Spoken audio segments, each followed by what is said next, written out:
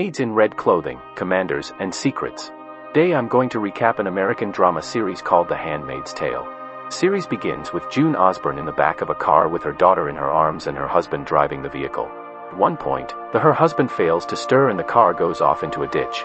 The man assists his wife and daughter get out of the car and points them in the direction they should run to get to the border, promising the family that he will follow behind. But after only a short run, June hears gunshots and it dawns on her that she will never see her husband again. She grabs her daughter and continues to run but to no avail. Gets surrounded by the army and her daughter gets snatched from her arm and taken to an unknown destination. June also gets taken and finds herself in the wealthy home of Commander Fred Waterford. Though she gets brought in as a maid, her duties do not include cleaning at all. On entering the service, June is interviewed by the commander's wife, Serena Joy, who harshly tells her her place and immediately asserts her authority over her. June is given a new name, Pradova, and gets assigned the duty of buying groceries for her master. Lenova, a maid from the neighboring house, is assigned to show June around, and after 2 months of talking and getting to know themselves, the women are cautious, afraid to say too much or show doubt in their faith.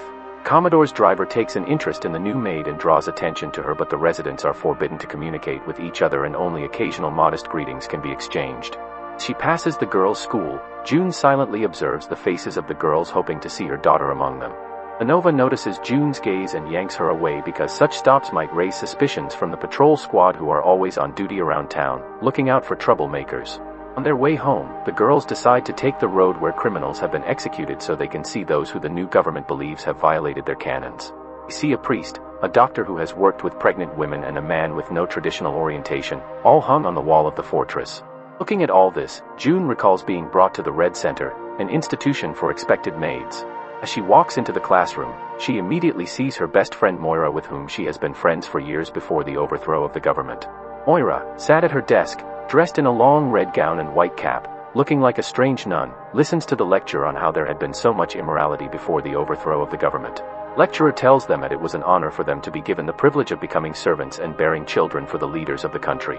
She also explains to them that due to recent environmental changes, only 1 woman in a dozen can actually give birth to a child, and even fewer can do so without pathology. Therefore, the wives of officials, millionaires, and high-ranking officials are often unable to continue their own lineage, and so they resort to the services of those whom they spare during the coup. However, not everyone can get into the ranks of maids.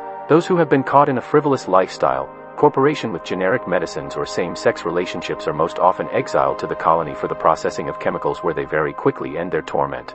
On the first night, June manages to talk to her friend and she promises to help find her daughter as soon as they're able to escape. In the meantime, she advises Moira to obey all instructions and not provoke a scandal. At the same time, the girl who arrived with June is brought into the bedroom. As punishment for her defiant behavior, she is punished by leaving her with only one eye. The day of the ceremony arrives, and as is the custom, the maid takes a bath and arrives in the bedroom of the commander and his wife, who holds the girl's hands while her spouse performs the task with the intention of procrastinating. Night, the girl with one eye awakens everyone in the shared bedroom, hallucinating and talking to herself, and it becomes clear that she has lost her mind after the incident. June tries to calm her roommate down, but Moira orders her friend to keep her cool in order not to get caught and ruin their chances of finding her daughter. The next day, all the maids are gathered in the square for a redemption ceremony. There, June learns that Moira was caught trying to escape and has been sent to the colony.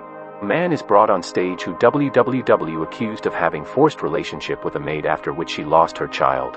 Criminal's fate is placed in the hands of the officials, who stand in a circle around the defendants and at the blow of a whistle, can do whatever they want with him. After the second whistle, the criminal's torment ends.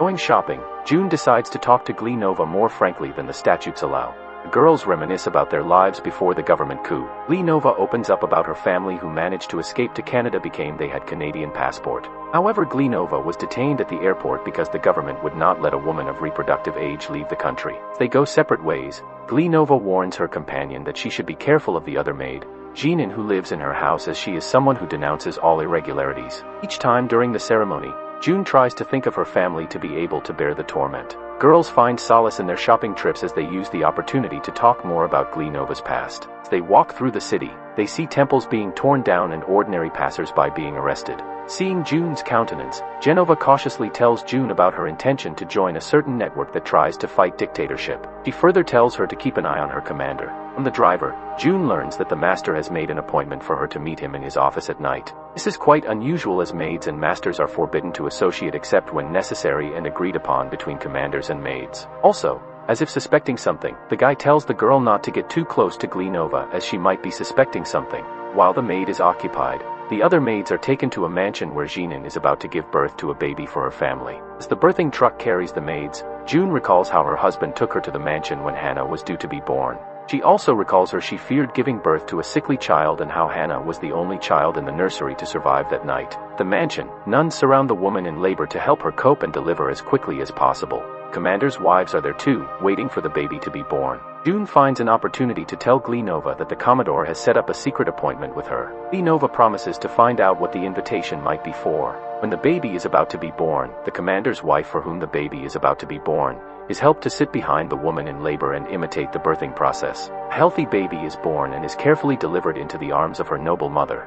No one pays attention to the crying maid who just gives birth. This makes June to recall how someone tried to kidnap Hannah from her at the time of her birth at the maternity home. Jeanine is allocated a new room in order to comfortably nurse her baby. Holding her baby in her arms, she talks to her, realizing that in a little while they would be separated forever. On their way back, Lenova tells her friend that she hasn't been able to figure anything out but gives her advice on how to behave with the commander. June tells Lenova that her master's driver advises her not to trust her. Nova doesn't defend herself. She tells June that the driver had a point, as these days it was risky to trust anyone as violating dictatorial law could lead to dire consequences. In the evening, June arrives at the commander's office and to her surprise, he addresses her calmly and even invites her to play a game of word composition with him. Despite the fact that in the modern day, women are not allowed to be literate and have any form of formal education, he gives in and loses to him. He calls it a day and promises to repeat the game when he returns from Colombia. In the morning, June looks forward to going to the store with Glenova only to discover that Glenova has now been replaced with someone different and everything goes back to the same old conversations about the weather and the standard allowed phases.